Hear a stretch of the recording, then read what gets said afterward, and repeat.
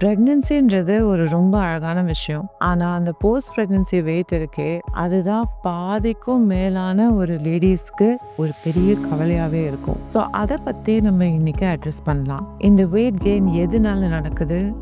என்ன பண்ணா இத ரெடியூஸ் பண்ண முடியும்? இத அப்படியே விட்டா என்னலாம் பிரச்சனை வரலாம்? அண்ட் அத எப்படி அட்ரஸ் பண்ணலாம்? அப்படின்னு சொல்லி நம்ம இன் டீட்டெயிலா பார்க்கலாம். Hi, I'm Dr. Preeti Mrinalini, a general laparoscopic and a bariatric surgeon practicing at Apollo Hospitals, Chennai. First trimesterல ஒன்றும் பெருசாக வெயிட் கெயின் ஆகாது. பட் செகண்ட் ட்ரைமெஸ்டர்லேருந்து ஸ்டார்ட் ஆகி தேர்ட் ட்ரைமெஸ்டர் வரைக்கும் இந்த வெயிட் கெயின் ஏறிட்டே போகும். ஸோ இதை நம்ம எப்படி மேனேஜ் பண்ணலாம்? ஃபர்ஸ்ட் டியூரிங் ப்ரெக்னென்சி பார்க்கலாம். ஸோ டியூரிங் ப்ரெக்னென்சி பார்த்தீங்கன்னா the first thing you have to keep in mind is definitely 100% no strict diet. எந்த டயட்டோ இல்லை ரெஸ்ட்ரிக்டட் டயட், கிராஷ் டயட்ஸ் எல்லாம் பண்ணவே கூடாது. அஃப்கோர்ஸ் உங்களுக்கு ஒரு பயம் இருக்கும். ஐயோ இப்போ தானே நம்ம வெயிட் குறைச்சோம், இல்லை இப்போ தானே நம்ம கரெக்டாக இருக்கோம், ஐயோ இந்த ப்ரெக்னென்சி ஆனால் கண்டிப்பாக இந்த வெயிட் ஏறிடுமே அப்படின்ற ஒரு நினைப்பு எல்லா மதர்ஸ் மைண்ட்லேயுமே கண்டிப்பாக இருக்கும்.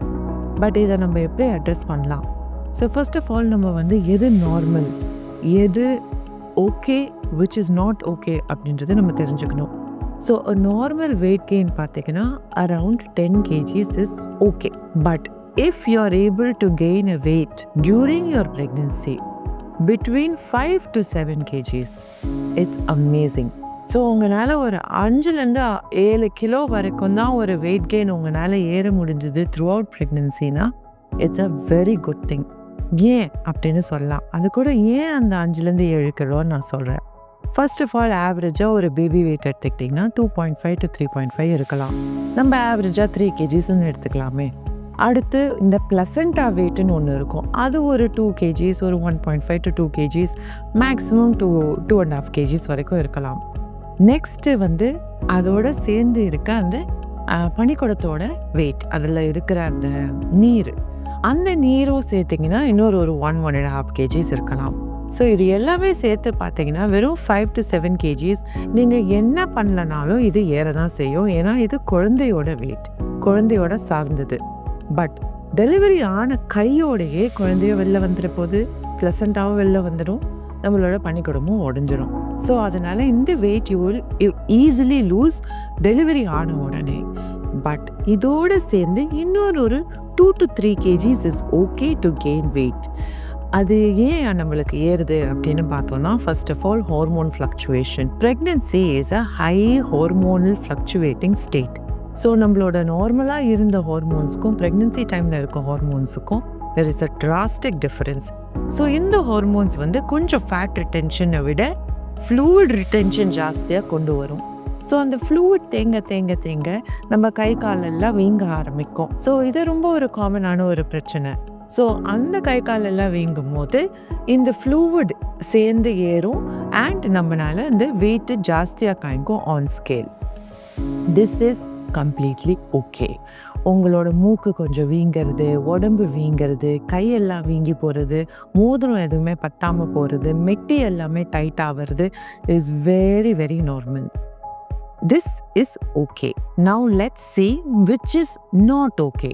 எது not okay டாக்டர் அப்படின்னு கேட்டிங்கன்னா, இந்த சைஸ் வாகமே இவ்வளோ பெருசாக ஆகிறது, இவ்வளோண்டு மெலிசாக இருப்பாங்க, அப்புறம் சடனாக பார்த்தா இவ்வளோ பெருசாக ஆகிட்டு போவாங்க. தட் மீன்ஸ் ஃபேட் ரிட்டென்ஷன் எக்ஸஸாக இருக்குது. ஒன்று மெயின்லி பிகாஸ் நீங்கள் கன்சப்ஷனை ஜாஸ்தி பண்ணியிருக்கீங்க, இல்லாட்டி மொபிலைசேஷனை கம்மி பண்ணியிருக்கீங்க. Something has gone wrong. So அதனால உங்களுக்கு இந்த வெயிட் பயங்கரமாக டெபாசிட் ஆக ஆரம்பிக்குது. இந்த ஸ்டேஜ்லேயே நீங்கள் கேர்ஃபுல்லாக இருந்தீங்கன்னா போஸ்ட் ப்ரெக்னென்சி உட்காந்து ஐயோ நம்ம வெயிட் ஏறிட்டோமே, அதை இறக்கணும், எனக்கு ரொம்ப டயர்டாக இருக்குது, குழந்தைய வச்சுட்டு என்னால் முடியல அப்படின்ற இந்த காரணமே வராமல் போயிடும். ஸோ நெக்ஸ்ட் விஷயம் என்னென்னு பார்த்தீங்கன்னா, இந்த ப்ரெக்னென்சி டைமில் நம்மளுக்கு வெயிட் எக்ஸஸாக கெயின் ஆகிறதுனால கூடவே சேர்ந்து சுகர் வரலாம், குழந்தையும் அதை பாதிக்கலாம், பிபி வரலாம், தைராய்டு பிரச்சனை டெவலப் ஆகலாம், இல்லை ப்ரீ எக்லாம்சியான்னு சொல்லிட்டு அதுதான் அந்த பிபி இஷ்யூ வரலாம். அதனால குழந்தை சீக்கிரமாக ப்ரீட்டர்மாக கூட பிறக்கலாம். ஸோ இந்த வெயிட்ன்ற ஒரு விஷயம் வந்து is a very very one of the worst things that you can do to your body.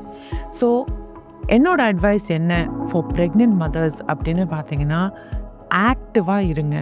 If you were a person who was nicely running on the treadmill before pregnancy, continue until unless உங்கள் gynaecologist இது பண்ணக்கூடாதுன்னு சொன்னாங்கன்னா மட்டும்தான் நீங்கள் stop பண்ணணும்.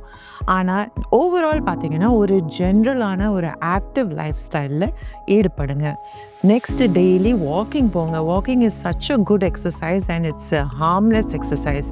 But அதை கண்டிப்பாக பண்ணுங்க. The third thing is your diet. Strict diets எதுவுமே கிடையாதுங்க. என்ன சாப்பிட்றீங்களோ யோசிச்சு சாப்பிடுங்க. நம்மளோட ப்ரெக்னென்சி டைமில் எக்ஸசிவ் கிரேவிங்ஸ் வரும் நம்மளுக்கு. பட் அந்த கிரேவிங்ஸ் எல்லாத்துக்குமே don't give in. Now if you give in today, next ஒரு 3 daysக்கு don't give in. Try to control those cravings. திருப்பி ஒரு 4th day 5th day you can give in to the cravings. இந்த மாதிரி நம்ம ஒரு பேலன்ஸ்டாக வச்சுக்கிறது is always better. So pregnancy டைமில் நம்ம வந்து என்னெல்லாம் கான்ஷியஸாக இருந்துக்கணும், என்னெல்லாம் நம்ம பண்ணலாம் அப்படின்னு சொல்லி நம்ம பார்த்தோம் இந்த வீடியோவில். நெக்ஸ்ட் வீடியோவில் போஸ்ட் ப்ரெக்னென்சி அந்த வெயிட்டை இறக்கணும் அப்படின்னா நம்ம என்ன பண்ணலாம் அப்படின்னு சொல்லி இன் டீட்டெயிலாக பார்க்கலாம். இந்த வீடியோ உங்களுக்கு யூஸ்ஃபுல்லாக இருந்தால் கண்டிப்பாக சப்ஸ்கிரைப் பண்ணுங்கள்.